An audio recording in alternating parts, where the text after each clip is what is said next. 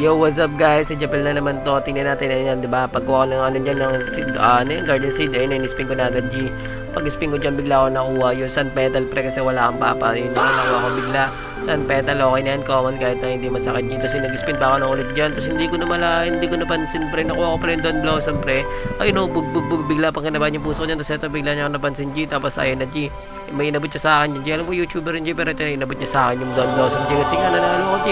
Tapos ayun na, nung pagkabot siya sa akin, pumunta ako ng your garden, nag-o-all ako saglit dyan.